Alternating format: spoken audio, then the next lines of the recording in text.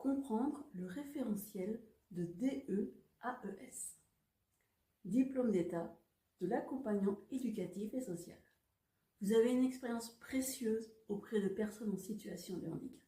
Savez-vous qu'elle peut être transformée et reconnue en un diplôme officiel grâce à la validation des acquis de l'expérience, la VAE?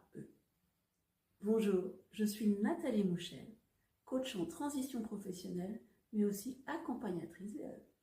Un référentiel métier définit les compétences indispensables que vous devez avoir pour réaliser ce métier.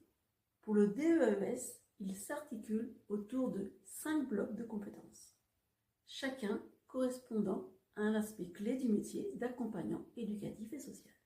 Ces blocs couvrent des missions très variées, comme par exemple aider une personne en situation de handicap dans les actes essentiels de la vie quotidienne, accompagner la vie sociale, travailler en équipe pluriprofessionnelle.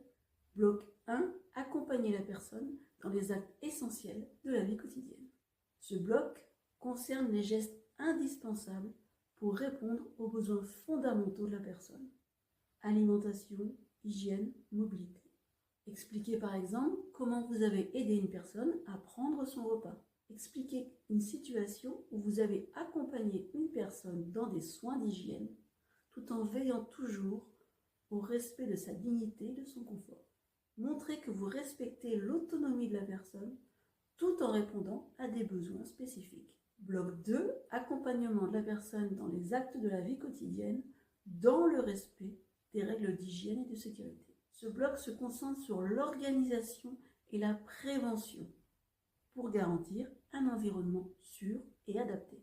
Expliquez par exemple comment vous avez préparé un lieu avant une intervention, comme par exemple le nettoyage ou la mise en place d'un espace pour éviter les risques de chute. Racontez une situation où vous avez utilisé des gants pour protéger la personne et vous-même lors de soins. Décrivez pourquoi ces gestes étaient importants pour prévenir les infections. Bloc 3, accompagnement de la vie sociale et relationnelle de la personne. Ce bloc valorise votre rôle dans le maintien du lien social et dans la gestion des émotions des personnes accompagnées. Décrivez par exemple une situation où une personne était anxieuse ou en colère. Expliquez comment vous avez adopté une posture rassurante et bienveillante pour l'apaiser. Par exemple, en utilisant un ton calme pour lui laisser exprimer ses émotions sans jugement. Parlez d'un atelier collectif où vous avez encouragé les participants à partager leurs ressentis. Racontez comment cela a renforcé la cohésion et a permis à chacun de se sentir écouté. Racontez aussi comment vous avez organisé une activité collective. Enfin, vous pouvez parler des efforts que vous avez réalisés pour encourager une personne à renouer des liens avec sa famille. Bloc 4, positionnement en tant que travailleur social dans un contexte d'intervention. Ce bloc évalue votre posture professionnelle dans un cadre éthique et réglementaire, mais aussi votre capacité à mobiliser vos connaissances théoriques pour agir. Vous pouvez par exemple expliquer comment vous avez respecté le choix d'une personne dans une décision importante, même si celle-ci différait de votre point de vue.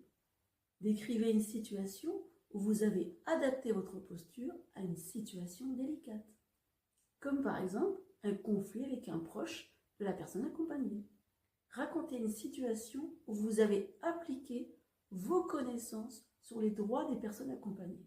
Après la description, n'hésitez pas à apporter une réflexion sur votre posture. Vous pouvez aussi raconter une situation où vous avez dû gérer une information sensible. Il est question là de confidentialité et de respect des droits de la personne. Le bloc 5 est essentiellement sur le travail en équipe pluriprofessionnelle. Ce bloc porte sur la collaboration avec d'autres professionnels. Expliquez comment vous participez à une réunion pluriprofessionnelle pour ajuster votre activité. Et le projet personnel d'accompagnement, le PPA.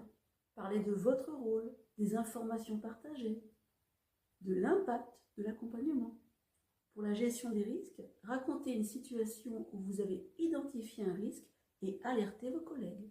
Pour cela, il vous faut remplir le livret 2 de la VAE où vous relaterez toutes ces expériences et ensuite passer un entretien devant le jury. Alors, pourquoi se faire accompagner dans une VAE? La VAE est un parcours exigeant qui est bien plus compliqué qu'il n'y paraît.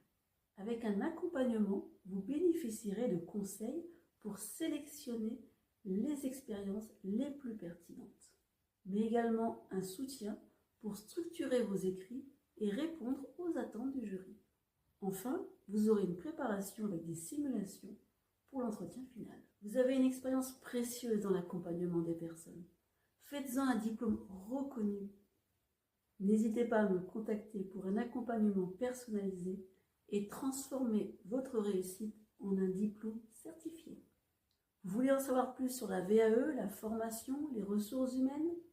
N'hésitez pas à me suivre sur les réseaux sociaux, que ce soit Facebook, Instagram ou LinkedIn, et à vous inscrire à ma chaîne YouTube.